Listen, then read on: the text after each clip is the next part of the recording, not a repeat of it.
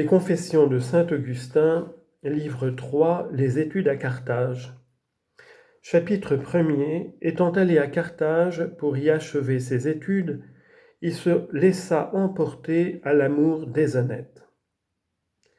Je vins à Carthage où je me trouvais aussitôt environné de toutes parts des feux de l'amour infâme.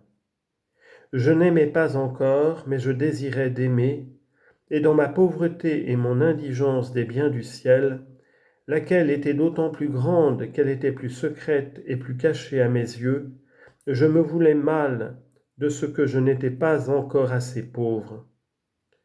Comme je désirais d'aimer, je cherchais un objet que je pusse aimer. Les chemins sûrs, et où il ne se rencontrait point de pièges et de périls, m'étaient devenus odieux.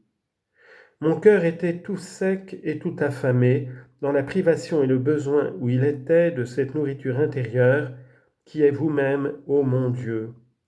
Mais je ne sentais pas cette faim spirituelle, et je n'étais touché d'aucun désir pour cet aliment céleste et incorruptible.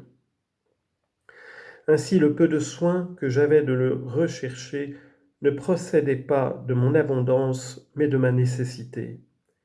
Et mon dégoût ne venait pas de ce que j'en fusse rassasié et rempli, mais au contraire de ce que j'en étais trop dépourvu et trop vide.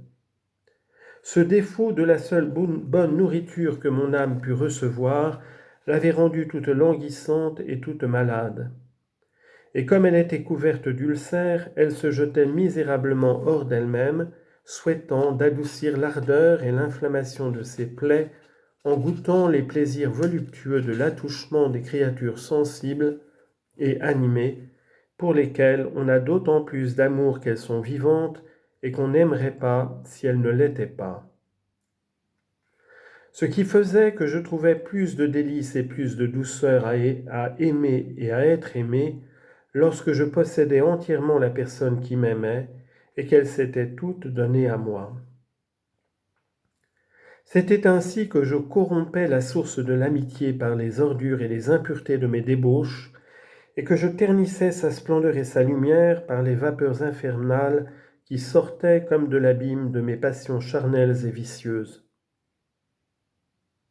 Cependant, lorsque j'étais si difforme et si infâme, je ne travaillais par mon excessive vanité qu'à paraître agréable et honnête homme, et je tombais dans les filets de l'amour où je désirais tant de tomber et d'être pris.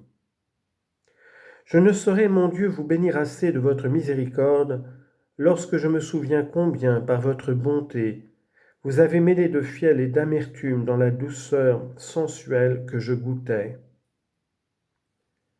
Vous avez mêlé de fiel et d'amertume dans la douceur sensuelle que je goûtais. Car aussitôt que je me vis aimer selon mon désir, que j'eus obtenu en secret la jouissance de ce que j'aimais, et que je fus ravi de me voir lié avec les nœuds de l'amour, je me vis aussitôt cruellement déchiré comme avec des verges de fer, toutes brûlantes par les jalousies, les soupçons, les craintes, les colères et les piques.